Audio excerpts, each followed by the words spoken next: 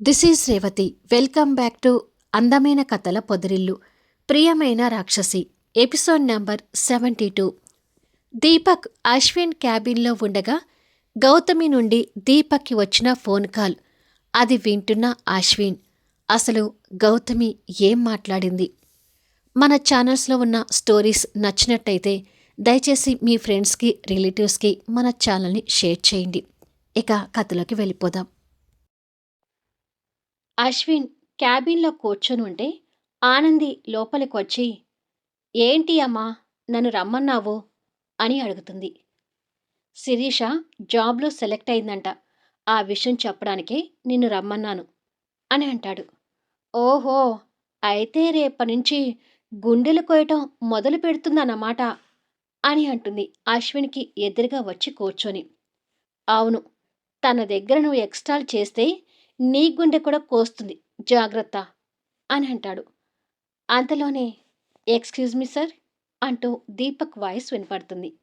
అశ్విన్ అట్టిగా చూసేసరికి దీపక్ ఫైల్తో కనిపిస్తుంటాడు. ఆనంది లోపల ఉందని తెలియని దీపక్ ఆనందిని చూసి, మిమ్మల్ని డిస్టర్బ్ చేశానా సార్ అని అడుగుతాడు. అదేమీ లేదులే, లోపలికి రా అంటాడు అశ్విన్. ఈ ఫైల్ మీద మీ సైన్ కావాలి సార్, సైన్ చేస్తే ఈ ఫైల్ అకౌంట్ సెక్షన్కి పంపించాలి అని చెప్పి దీపక్ ఆ ఫైల్ని అశ్విన్ ముందర పెడతాడు. అశ్విన్ ఆ ఫైల్ చెక్ చేస్తుంటే దీపక్ బాధగా ఆనంది వైపు చూస్తుంటాడు.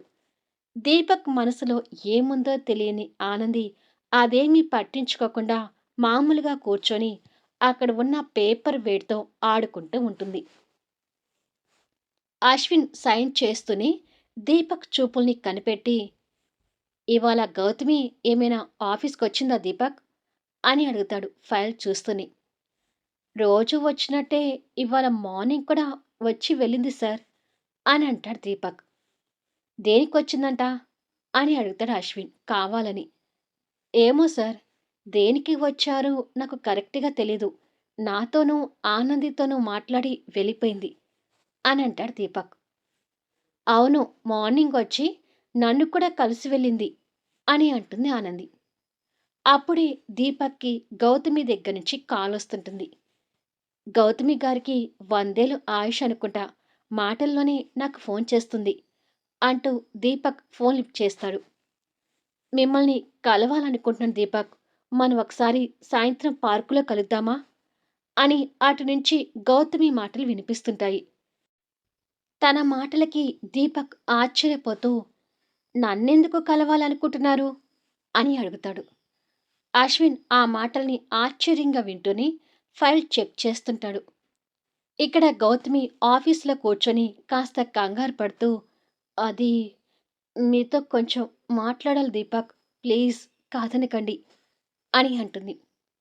మీరు నాతో ఏముందండి మాట్లాడడానికి, దేనికి కలవమంటున్నారో ఒకసారి చెప్పండి అని అంటాడు దీపక్.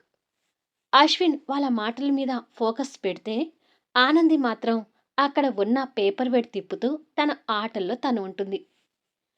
అది కలిశాక చెప్తాను దీపక్, సాయంత్రం ఆఫీస్ నుంచి కాస్త పర్మిషన్ తీసుకొని ఎర్లీగా బయటికి రండి అని అంటుంది. సరే, వచ్చే ముందు మీకు కాల్ చేస్తాను అని అంటాడు Deepak. Okay, thank you Deepak అని గౌతమి ఫోన్ పెట్టేసి, ఇవాళ ఎలాగైనా నా ప్రేమ విషయం మీకు చెప్పి మిమ్మల్ని ఒప్పించాలి దీపక్ గారు, లేదంటే నాకు ఇష్టం లేని పెళ్లి చేసుకుని ఇరుక్కుల్లో పడేలాగా ఉన్నాను అని టెన్షన్గా అనుకుంటుంది.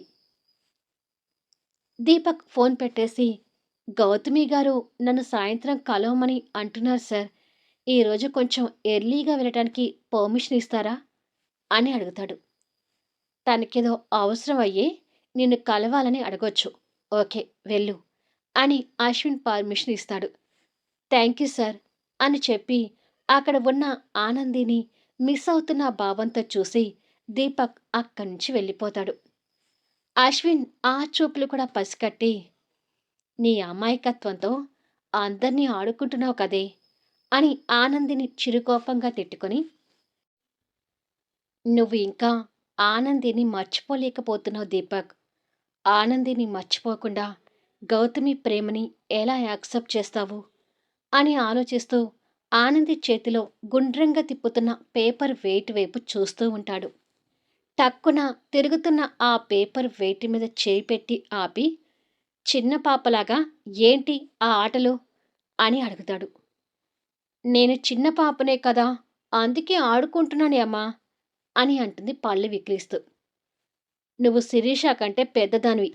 కరెక్ట్ వయసులో నీకు పెళ్ళయి ఉంటే ఈ పాటికి ఇద్దరి పిల్లలకి తల్లివయ్యేదానివి అని అంటాడు. కాదా, నేను ఆ శివంగి కంటే పెద్దదని కదా, తను నాకు రెస్పెక్ట్ ఇవ్వాలి కదా, కాని ఎందుకు నన్ను రాక్షసి అని పిలుస్తుంది నీ చెల్లెలు అని కోపంగా అడుగుతుంది. నువ్వు తన విషయంలో చేసేది కూడా రాక్షసి వేషాలే కదా, అందుకే అలా పిలుస్తుంది అని అంటాడు. నేనేమి రాక్షసిని కాదు, అదే పెద్ద రాక్షసి. నీ చెల్లెలికి రాక్షసుడిలాంటి మొగుడు రావాలి, అప్పుడే తన తిక్క కుదురుతుంది అని అంటుంది కోపంగా. చెల్లెలికి మొగుడు అనగానే అశ్విన్ కళ్ళ ముందు వెంటనే చైతన్య మెదులుతాడు. ఆ చైతన్యగాడికి పెళ్ళయ్యే వరకు కాస్త నా చెల్లిని కనిపెట్టుకుంటూ ఉండాలి అని మనసులో అనుకుంటాడు. ఆనంది ఇంకా ఆ పేపర్ వెయిట్‌తో ఆడుతూ ఉంటే, ఏ తింగరి, నువ్వు ఆడుకోటానికా వచ్చింది? ఆఫీస్ వర్క్ వదిలేసి నాకు ఎదురుగా కూర్చున్నావేంటి అని సీరియస్ అవుతాడు. నాకు ఆఫీస్ వర్క్ చేయబుద్ధి కావటం లేదు అమ్మా, బయటికి వెళ్ళి ఎంజాయ్ చేయాలనిపిస్తుంది అని అంటుంది. వర్క్ పెట్టుకొని ఎంజాయ్ అన్నావంటే చంపేస్తాను. నువ్వు హ్యాండిల్ చేస్తున్న ప్రాజెక్ట్ వర్క్ చాలా ఉంది, వెళ్ళి వర్క్ చూసుకో అంటూ సీరియస్ అవుతాడు. ఆనంది కోపంగా లేచి, ఛ, ఇంట్లోనేమో పని మనిషి పనులు చేయించుకుంటావు, ఆఫీస్కి వచ్చినా కూడా ఊపిరాడనివ్వవు. ఇలాంటి ఎమ్ముల్లాంటి మొగుడు ఎవ్వరికీ దొరక్కూడదు, ఒక్క నీ చెల్లెలికి తప్ప అని చెప్పి వెళ్ళిపోతుంది. ఈ తింగర్దేంటి నా చెల్లెలి మీద ఇంత కక్ష పెట్టుకుంటుంది అని అనుకొని ఆఫీస్ వర్క్ చూసుకుంటూ ఉంటాడు. ఇంటి దగ్గర నందిత ఫోన్లో మాట్లాడుతూ, బోర్డ్ ఆఫ్ డైరెక్టర్గా ఆ అమరేంద్ర మీద నేను గెలిచి తీరాలి, దానికి ఎంత డబ్బు ఖర్చైనా సరే వెనకాడను, ఎంతవరకు వీలైతే అంతవరకు ఓట్లని కొనేయండి అని అంటుంది. ఓకే మేడం, ఆ అమరేంద్ర గారు పోటీకి నిలబడ్డారనే మాటే కానీ ఎలక్షన్స్కి పెద్దగా ఖర్చు ఏమీ చేయడం లేదు మేడం, సో ఈ ఎలక్షన్లో ఖచ్చితంగా మీరే గెలుస్తారు అని అటు నుంచి మాటలు వినపడుతుంటాయి. ఇలా కాసేపు మాట్లాడి, ఓకే, ఇక ఉంటాను అని చెప్పి నందిత ఫోన్ కట్ చేసి, ఆ రోజు చైతన్య బలవంతంగా అమర్ని ఎలక్షన్లో నిలబెట్టడం గుర్తు తెచ్చుకొని, బాబు చైతన్య, మీ మామని గెలిపించాలని నాకు పోటీగా నిలబెట్టావు. ఈ అత్త గురించి నీకు బాగా తెలీదనుకుంటాను, అందుకే రెచ్చిపోతున్నావు. చూస్తూ ఉండు, మీ మామని ఓడించి బోర్డ్ ఆఫ్ డైరెక్టర్గా నేను ఎన్నికవుతాను అని అనుకుంటూ ఉండగా శిరీష కాస్త చిరాగ్గా ఇంటికి చేరుకుంటుంది. జాబ్ కన్ఫర్మ్ అయిందని ఫోన్ చేశావు కదా శిరీష, మరేంటి అలా ఉన్నావు అని అడుగుతుంది నందిత. చైతన్యం మీద చిరాకు చూపిస్తూ, ఏమీ లేదులేమ్మా, చిన్న డిస్టర్బెన్స్, పెద్ద విషయం ఏమీ కాదులే, వదిలే అంటూ తల్లి పక్కన కూర్చుంటుంది. ఇంతకీ నువ్వు జాబ్ చేయాల్సిన హాస్పిటల్ ఎలా ఉంది అని అడుగుతుంది. చాలా బాగుందమ్మా, సూర్యనారాయణ గ్రూప్ ఆఫ్ హాస్పిటల్స్ ఎండి సూర్యనారాయణ గారి కొడుకు జితేంద్ర అంట నన్ను ఇంటర్వ్యూ చేశాడు. ఫైనల్గా సూర్యనారాయణ గారు నాకు జాబ్ కన్ఫర్మ్ చేశారు. ఆ జితేంద్ర కూడా నాలాగే కార్డియాలజిస్ట్ అని చెప్తుంది. శిరీష చెప్తుంటే నందిత మనసులో ఆలోచించుకుంటూ, నిజమే, జితేంద్ర కార్డియాలజిస్ట్, పైగా అందగాడు, కోట్ల కొద్దీ ఆస్తి ఉంది, సూర్యనారాయణ గారికి ఒక్కగానొక్క కొడుకు, అన్ని విధాలా నా తాహతుకు సరిపోతారు అని మనసులో ప్రణాళికలు వేసుకుంటూ ఉంది. ఏంటమ్మా ఆలోచిస్తున్నావు అని అడుగుతుంది శిరీష. జితేంద్ర నీతో ఎలా ఉన్నాడు, ఐ మీన్ ఎంతైనా ఆ హాస్పిటల్ ఎండీ కొడుకు కదా, ఏమైనా ఫ్రౌడ్ చూపించాడా అని అడుగుతుంది నందిత. అదేమీ లేదమ్మా, చాలా చక్కగా మాట్లాడాడు, పైగా నేను జితేంద్ర గారు అని మాట్లాడుతుంటే, గారు వద్దు, నేను మీలాగా డాక్టర్ని కాబట్టి మీరు పేరు పెట్టి పిలవండి అని చెప్పాడు. జితేంద్ర నాకు చాలా బాగా నచ్చాడమ్మా అని శిరీష నవ్వుతూ చెప్తుంది. శిరీష మాటలకు నందిత సంతోషపడుతూ, ఓకే, వెళ్ళి కాసేపు ఫ్రెష్ అయ్యి రెస్ట్ తీసుకో అని చెప్తుంది. ఓకే అమ్మా అని చెప్పి శిరీష పైకి వెళ్ళిపోతుంది. నందిత ఫోన్ తీసుకుని సూర్యనారాయణ గారికి కాల్ చేస్తుంటుంది. హాస్పిటల్ క్యాబిన్లో ఉన్న సూర్యనారాయణ గారు ఫోన్ లిఫ్ట్ చేసి, చెప్పండి నందిత మేడం, ఎలా ఉన్నారు? చాలా రోజుల తర్వాత ఫోన్ చేశారు అని అంటాడు సూర్యనారాయణ. బాగున్నాను సూర్యనారాయణ గారు. ఇవాళ శిరీష అని కార్డియాలజిస్ట్ మీ హాస్పిటల్లోనే పోస్ట్ కన్ఫర్మ్ అయింది. తను నా కూతురని చెప్పడానికి ఫోన్ చేశాను అని అంటుంది. అతను ఆశ్చర్యపోతూ, ఓ, శిరీష మీ కూతురా? Amazing. She is very intelligent. తను మా హాస్పిటల్ జాయిన్ కావడం సంతోషంగా ఉంది అని అంటాడు నవ్వుతూ. ఇంకా ఏంటి విశేషాలు? మీ జితేంద్ర ఎలా ఉన్నాడు అని అడుగుతుంది నందిత. బాగున్నాడు. త్వరలో జితేంద్రకి పెళ్లి చేయాలనే ఆలోచనలో ఉన్నాను అని అంటాడు. నేను కూడా మా శిరీషకి పెళ్లి చేయాలనే ఆలోచనలో ఉన్నాను. త్వరలో మనం కలిసినప్పుడు మాట్లాడుకుందాం అని అంటుంది నందిత. తప్పకుండా నందిత గారు, మన మీటింగ్ కోసం వెయిట్ చేస్తూ ఉంటాను అంటాడు సూర్యనారాయణ.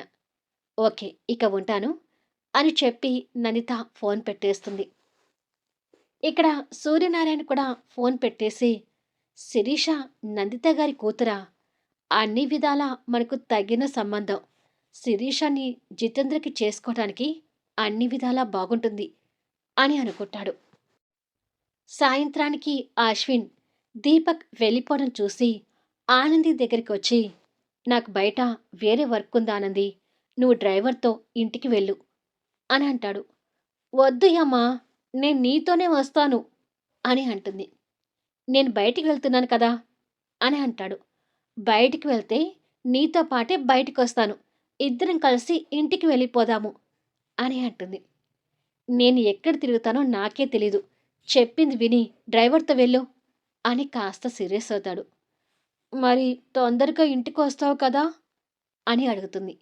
ఏం, నేను రాకపోతే నువ్వు ఇంట్లో ఉండలేవా అని అడుగుతాడు. ఏమో యమ్మా, ఎప్పుడు నీతోనే ఉండాలనిపిస్తుంది, నువ్వు లేకపోతే నాకేమీ తోచదు అని అంటుంది. తన మాటలకి కొత్తగా ఆశ్చర్యపోతూ, సరేలే త్వరగానే వస్తాను అని చెప్పి వెళ్ళిపోతాడు. ఏంటో యమ్మ, రోజు రోజుకి నాకు బాగా ఎక్కేస్తున్నాడు అని అనుకుంటూ ఆనంది వర్క్ చేసుకుంటూ ఉంటుంది. కాసేపటికి అశ్విన్ కారులో దీపక్ టూ వీలర్ని ఫాలో అవుతూ వెళ్తుంటాడు. గౌతమి ఓ పార్కులో నిలబడి దీపక్ కోసం ఎదురు చూస్తూ, నా ప్రేమ విషయం చెప్తే దీపక్ ఏమంటాడోనని టెన్షన్గా ఉంది. కానీ నేను లేట్ చేసే కొద్దీ పెళ్లి చూపులకి రెడీ అవ్వమని ఇంట్లో వాళ్ళ ఫోర్స్ ఎక్కువ అవుతుంది అని అనుకుని టెన్షన్ పడుతూ ఉంటుంది. కొద్దిసేపటికి దీపక్ ఆ పార్కులోకి వచ్చి గౌతమి కోసం వెతుకుతూ ఉంటాడు. గౌతమి దీపక్ని చూసి, హలో దీపక్ ఇక్కడా అని అంటుంది చేయి చూపిస్తూ. గౌతమిని చూసి దీపక్ దగ్గరికి వచ్చి, హాయ్ గౌతమి గారు, ఏంటి నన్ను కలవమని చెప్పారు అని అడుగుతాడు. అశ్విన్ కూడా అప్పుడే ఆ పార్కుకు చేరుకొని వాళ్ళిద్దరిని చూసి ఓ చెట్టు చాటుగా ఉండి వాళ్ళ మాటలు వింటూ ఉంటాడు. అది దీపక్ గారు అంటూ గౌతమి మాట్లాడడానికి టెన్షన్ పడుతుంటుంది. తన టెన్షన్ చూసి దీపక్ ఆశ్చర్యపోతూ, ఏంటి అలా ఉన్నారు అని అడుగుతాడు. అది దీపక్ గారు, ఆనందికి పెళ్ళైంది కదా, మరిప్పుడు మీరు ఏం చేయాలనుకుంటున్నారు? అంటే మీరు మూవ్ ఆన్ అయ్యి మరొకరిని చూసి మ్యారేజ్ చేసుకునే ఆలోచనలో ఉన్నారా అని అడుగుతుంది గౌతమి. ఆ మాటలకి దీపక్ మొహంలో బాధ ఆవరించుకొని, అదేమీ లేదండి, నా మనసులో ఆనందికి తప్ప ఇంకెవరికి స్థానం లేదు. ఆనందికి పెళ్ళైనా సరే జీవితాంతం తననే తలుచుకుంటూ దేవదాసుని అయిపోతాను కానీ మరొకరిని మాత్రం నా జీవితంలోకి రానివ్వను అని అంటాడు. ఆ మాటలకి గౌతమి మొహంలో బాధతో రంగులు మారుతుంటే అశ్విన్ కూడా గౌతమి పరిస్థితికి బాధపడుతుంటాడు. మళ్ళీ నెక్స్ట్ వీడియోలో కలుద్దాం. ఇప్పుడు గౌతమి తన ప్రేమ గురించి చెప్తుందా? అదే జరిగితే దీపక్ ఎలా రియాక్ట్ అవుతాడు? అశ్విన్ వీళ్ళని ఫాలో అవుతూ ఫైనల్గా ఏం చేయబోతున్నాడు? నందిత కూడా జితేంద్రతో సంబంధం కుదిరించుకోవడానికి ఇంట్రెస్ట్ చూపిస్తుంటే ఇక చైతన్య పరిస్థితి ఏంటి? అందరి జంటల మధ్య అద్భుతంగా సాగే కథా వీడియోస్‌ని మిస్ కాకుండా చూడండి. కథ నచ్చితే లైక్ చేయండి, హైప్ ఇవ్వండి. మీ అమూల్యమైన కామెంట్స్ షేర్ చేయండి. అలాగే మన స్టోరీస్‌ని కూడా దయచేసి షేర్ చేయండి. Thank you for listening.